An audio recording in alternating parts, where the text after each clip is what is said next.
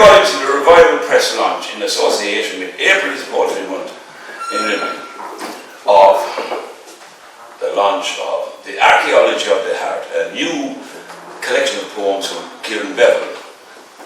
This new publication brings to 146 the number of titles we have published since we began our community published project in 2008, and it is the fourth collection published this month during April's Poetry Month in Limerick.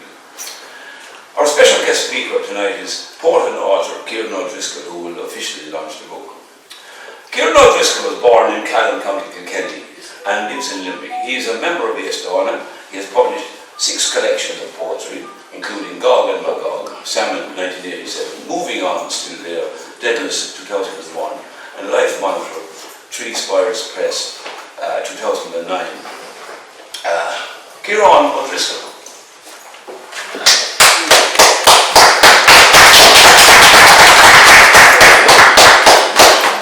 Does anybody have a can of petrol in the audience? Yes.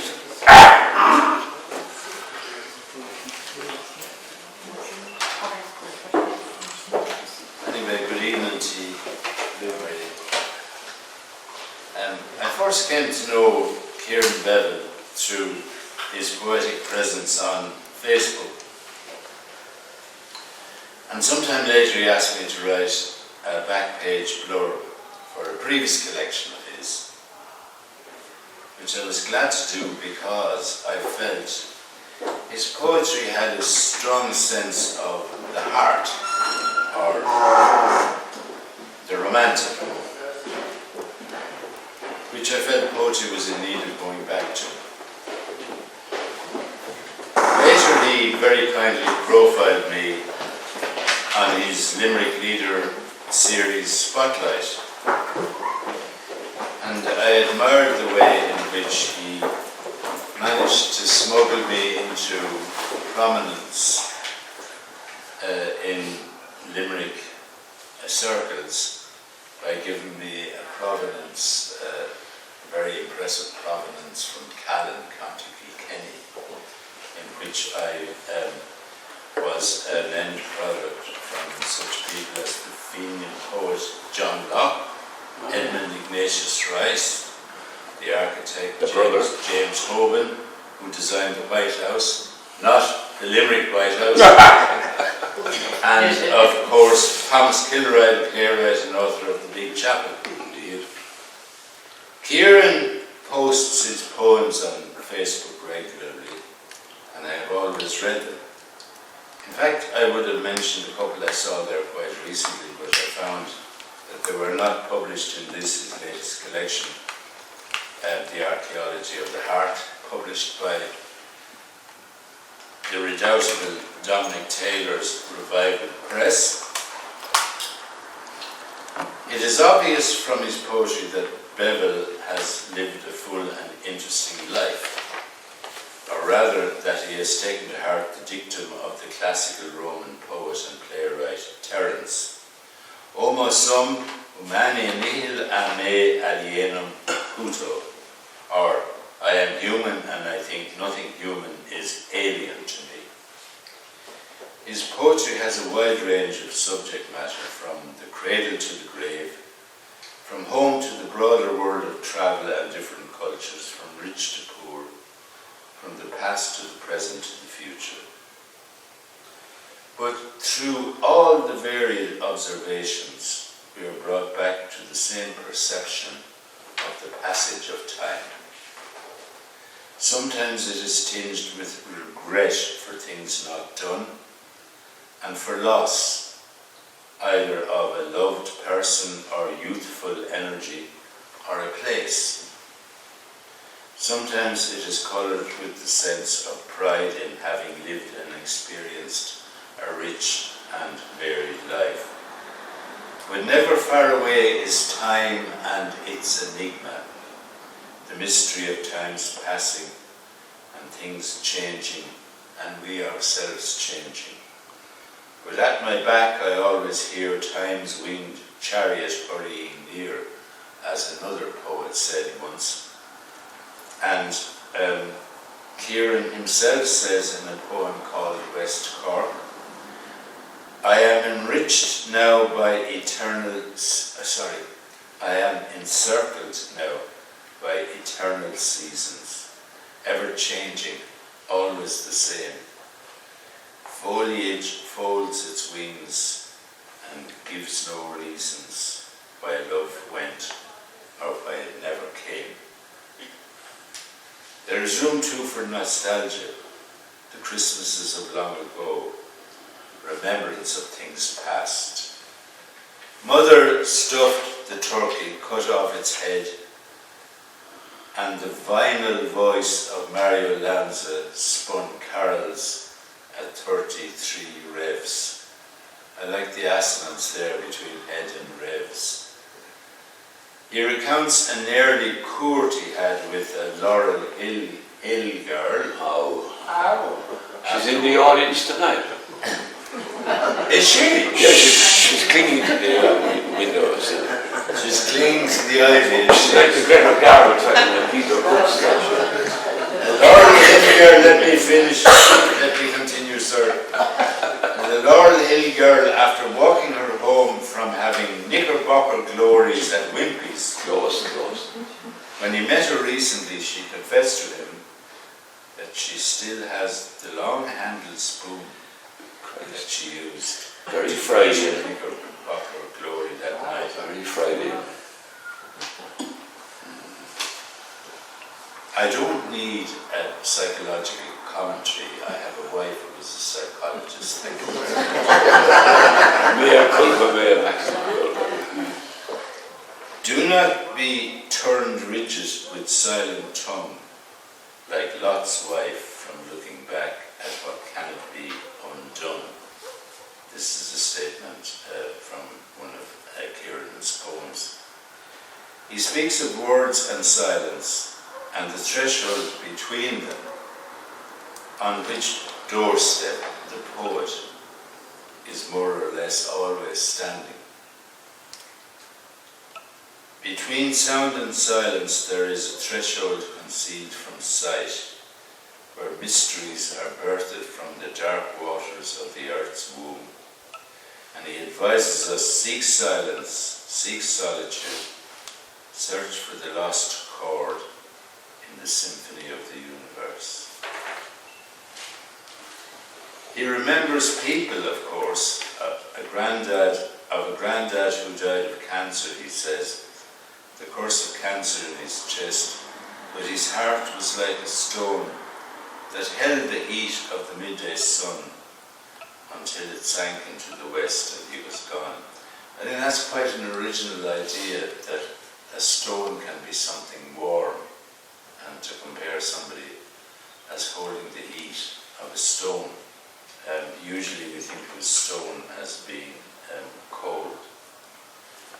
He can write sensitively of a woman's hunger when she makes unsatisfying love to the sound of a train entering a station, and still her heart is freighted with the lonely luggage of love. Kieran Beville has been well acquainted with love in many of its manifestations. A few days ago there was a Facebook exchange about a poem of his which is included in this book. The poem is called Her, and among the many positive responses to the poem there was one which referred to it as steamy. I couldn't help throwing my tuppence worth in by sending him a jokey response. Down with this sort of thing, careful now. But eroticism is part and parcel of the poetic trade. And rightly so. Poets have not always been careful. It goes with the territory, especially of romantic poets, not to be too careful, to go in search of experience, to take risks. Their theory is if you want to be a poet, you have to experience life to the full. What justifies the ravages wreaked by the search for experience is the poetry that results.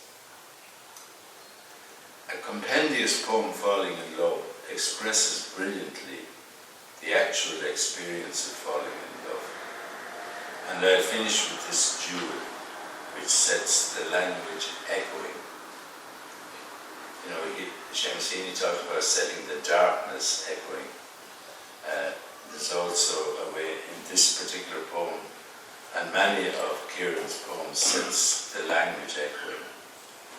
Chestnuts are falling in the square, a young woman gathers them, and ere I call how I fell, my spiked shell broke open, and my heart rolled to her feet like a jewel.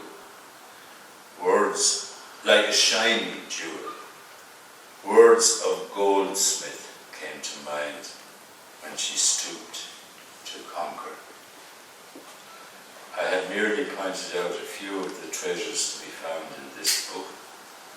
To explore further, I would recommend you to purchase a copy of Archaeology of the Heart, and it gives me great pleasure to launch it. Kieran, will you come up and read a few poems, please?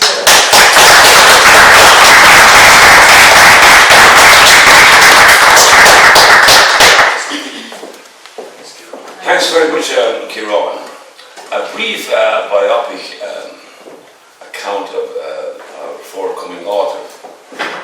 Kieran Beville is author of Write Now, with a W, a practical guide to becoming a writer, Limerick Writers Centre 2019. He has had a substantial number of poems and articles published in various newspapers, journals and magazines, and 4 collections of poetry from Revival Press. His book, Pulling Back the Clouds, is a short biography of Mike Kelly, collector of the die-cast model aircraft, displayed at Channel Airport, Limerick Writers Centre 2020. Archaeology of the Heart is his 5th collection of poems. Ladies and gentlemen, Kieran Beville.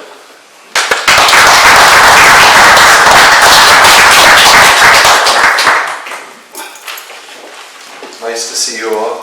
Thanks very much for coming out. Appreciate that.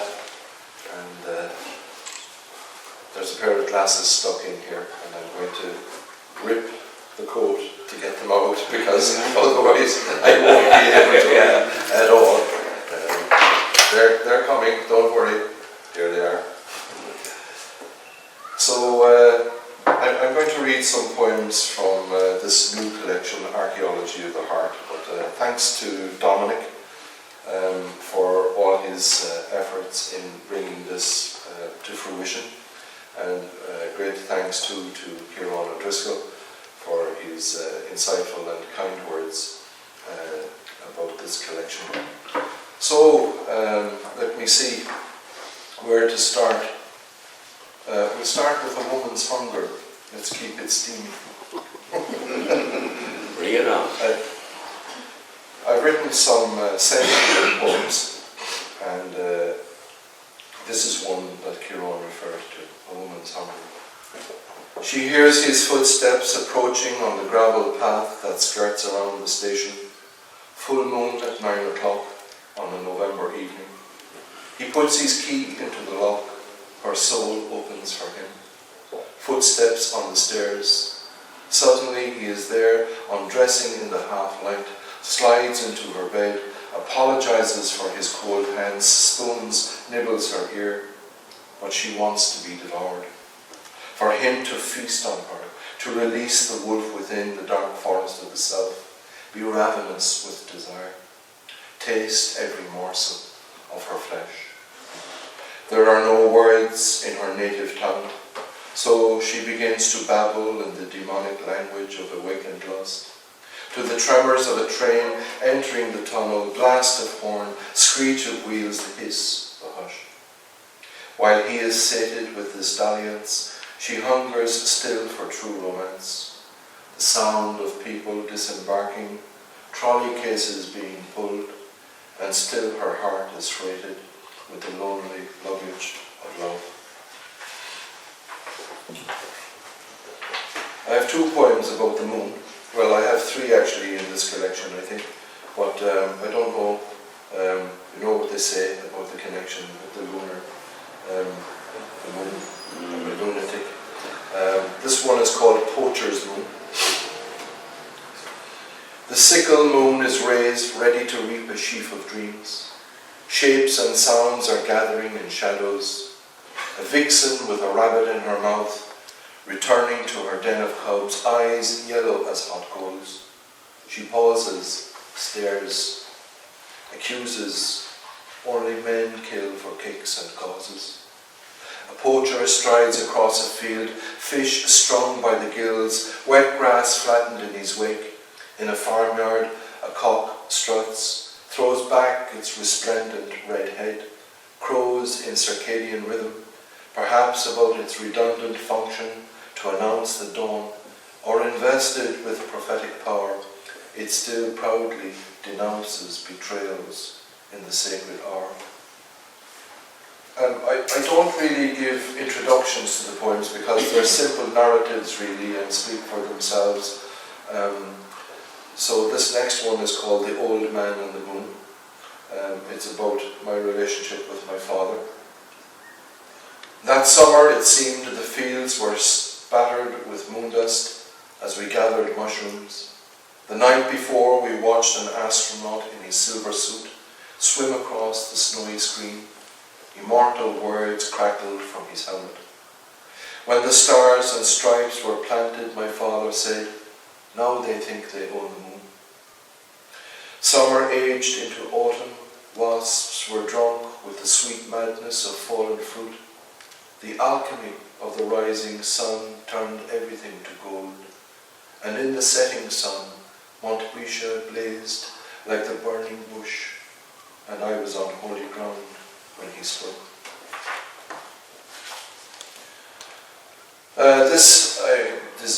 This poem needs a little commentary.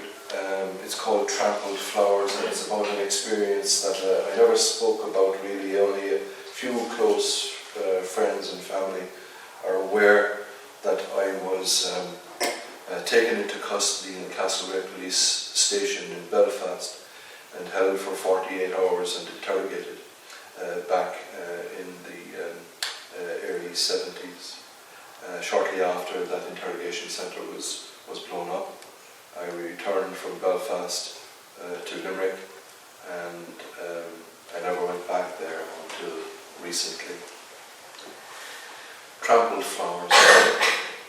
British soldiers pounded on a Ballymurphy door in the early hours, Cockney accents, barking Alsatians, boots that trampled flowers. They dragged me from her bed to a Saracen that sped to Castlereagh. "Lover boy, bomber boy, tell us what you have to say." Some weeks later, the interrogation centre was blown to Kingdom Come, and I went home never to return, until now, to visit her grave near a hazel tree, remembering that night when we were entwined like the tendrils of sweet-scented honeysuckle, her lips red as rowan berries. I left yellow roses on the white marble gravel and tears on the tombstone where I kissed her name. So here's the long-handled spoon that Kieran alluded to, and I'm saying no. I'll just read it. I'm on thin ice here. We were wet with summer rain when we shared your broken umbrella and a Knickerbocker glory in the basement of the Wimpy. The trumpet glass clinked a tune as we fed each other with a long-handled spoon. A Laurel Hill girl, skirt maroon hitched high upon her bronzed thighs, hair long and dark as my desire. I walked her home through the park beneath a smouldering sky. "My parents won't be home for a while," she said. My heart beat like a bird in hand. In the living room, shelves were bending with books, a basket of scented wood near the hearth. "Light the fire," she said, and she made the vinyl spin. Logs bleeding sticky amber resin. The fire crackled and sparked, the music ceased, the stylus hissed. That was the first time we kissed, but not the last. When I met her recently, after some years had elapsed, she confessed she still had that long-handled spoon.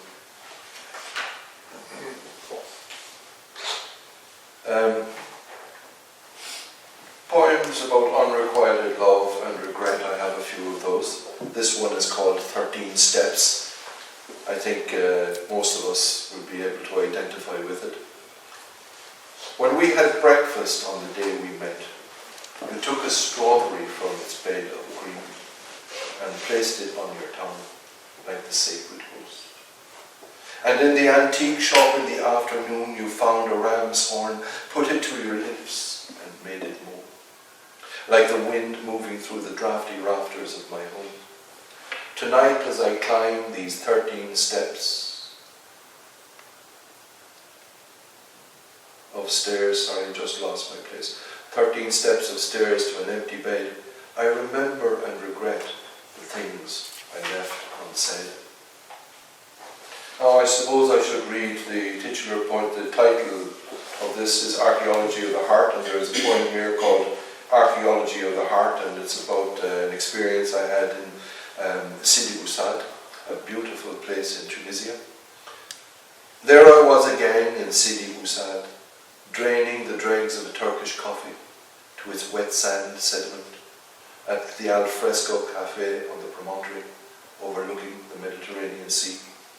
A blue door opened in a whitewashed house, and she emerged, slender, long hair, black as charcoal, skin like polished oak. I beckoned for another mug. Her laughter ricocheted on the stucco walls and cobbled streets through the arches to the market stalls where Americans haggled for leather bags and hand-woven rugs.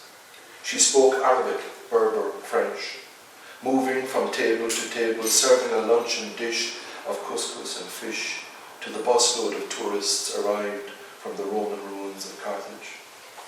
I too had wandered there in the rubble and remnants of history, unearthing treasures in the archaeology of the heart, polishing words, arranging them like precious artifacts when the paraclete of poetry descended like a dove.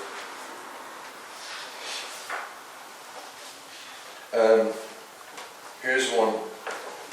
I have a great love for music, I'm sure all of us have, but it's always been very much a part of my life, and it kind of just comes into the poetry like other aspects of your life will come into your work. And this is called Booze and Blues, and it's about a time that I had in Memphis, in Tennessee in 1997. I spent 3 weeks there. Booze and Blues, you'll recognize some of the references to music in this, I'm sure. In a downtown Memphis bar, women whisper in amber corners, comfort on the rocks. They hear my Irish accent, smiles swim to the surface of faces submerged in secret thoughts. They are keen to talk. The one from Alabama tries on my trilby, sings Dance Me to the End of Love. Hair of golden brown, so I call her Lily Bell when she let it tumble down. We spoke of the King and BB and legendary Southern hospitality. On the way to Beale Street, they talked of journeys contemplated but never taken, gave testimony about ex-husbands they hated, whom they belittled and berated, and their alimony. Mine is a rat, said Lily Bell, as we danced the blues. But when we left, I saw her face beneath the freckled sky of stars, had grown bitter from the booze. And in the shadows of an alley, I could see something dark beat its wings in wrath and rip a furry thing apart. This next one is called Poet of the People. And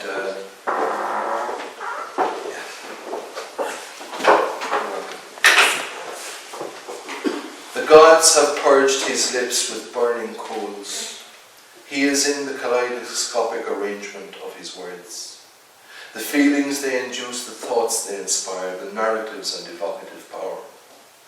He is in the loaves you eat, the fish you fry, the loves you've left, the heartbreak of goodbyes.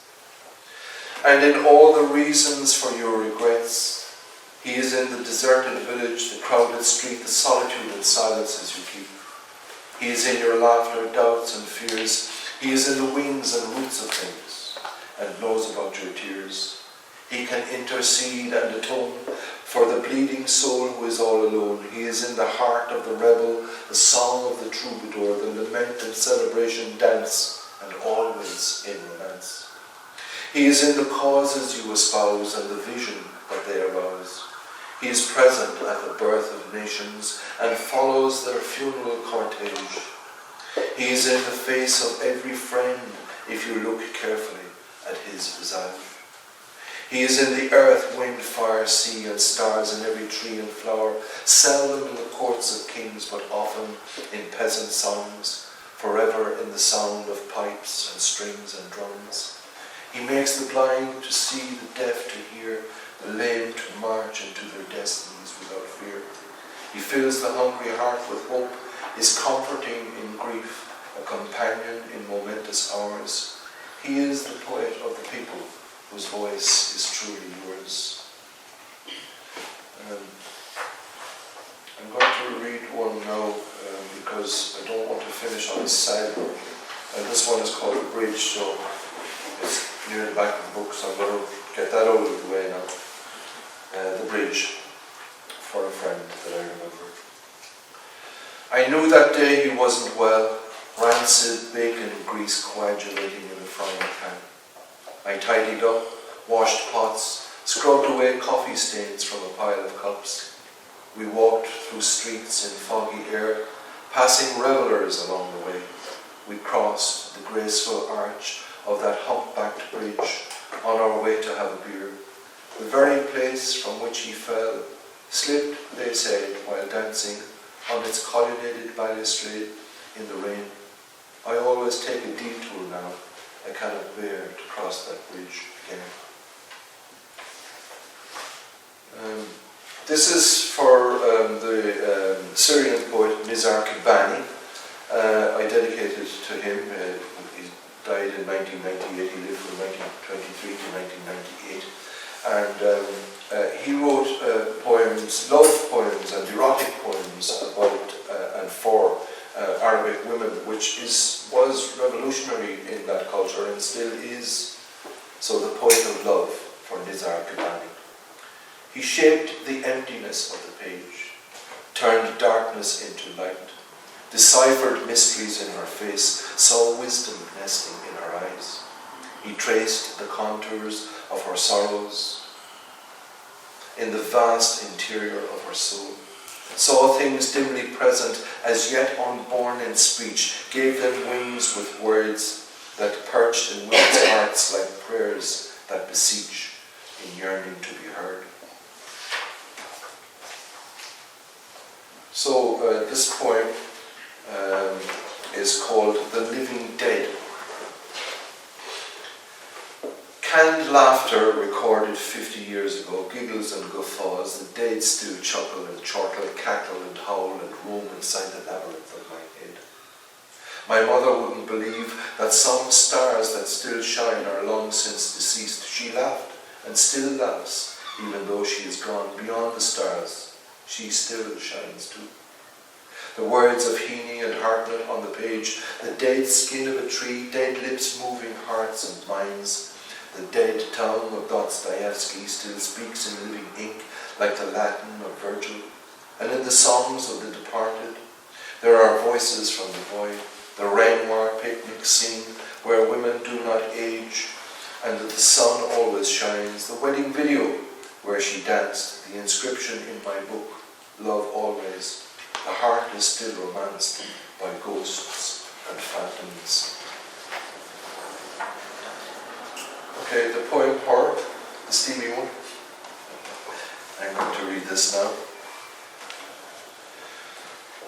Scent of her perfume on my pillow, smudge of mascara where she muffled her cries, her lipstick on my mouth, washed away with kisses, soft and warm as evening rain after summer drought, sitting on the bedroom chair to unzip those knee-high boots. She pulled the ribbon from her tumbling hair, murmuring words that fell like ripened fruit. And when she stood, her silken dress slid silently like apple blossom from a tree. Oh my. Iced tea. A bucket of holy water.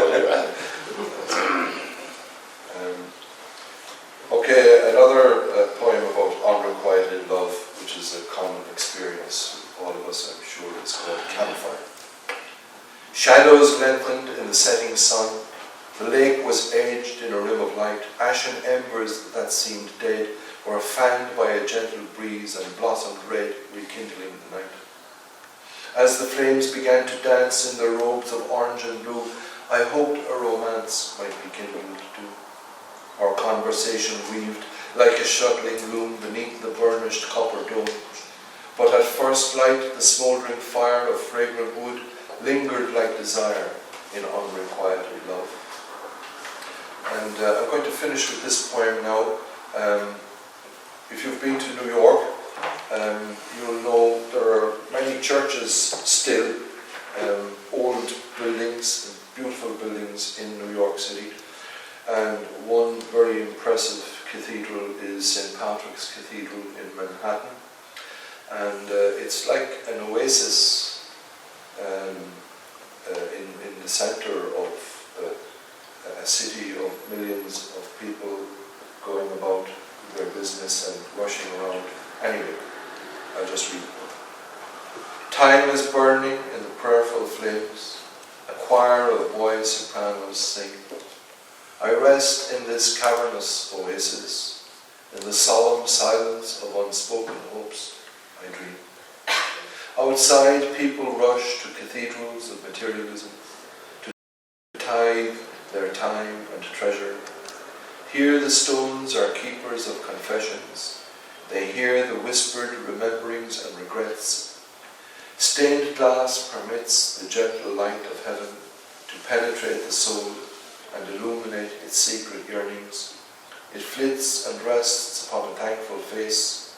This is a place apart. The only transaction here is the sacred commerce of the heart. Thank you.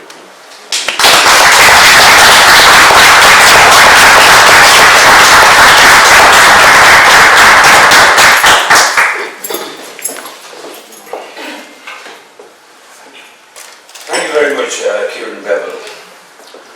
Now, the thank you situation here. Thank you very much, Kieran O'Driscoll, for doing the honours and launching Kieran's tome. I'd also like to thank William O'Neill and the staff of the People's Museum of Limerick for hosting the event. I'd also forward some thanks to our colleagues at the Limerick Writers Centre, and especially Lot Bender for her work in designing the book. This is the final April is Poetry Month in Limerick event for the year. All the videos are up on YouTube channel, and keep an eye on our website and Facebook page for future events. Before I go, some of us got the sad news today that a great musician passed away, Johnny Fian. I was privileged to see Johnny in later years with a wonderful combo, including included Guido DeVito and Stoney Wall, in probably the best venue in Limerick. God knows there were some great venues. Reddens of Multona Street.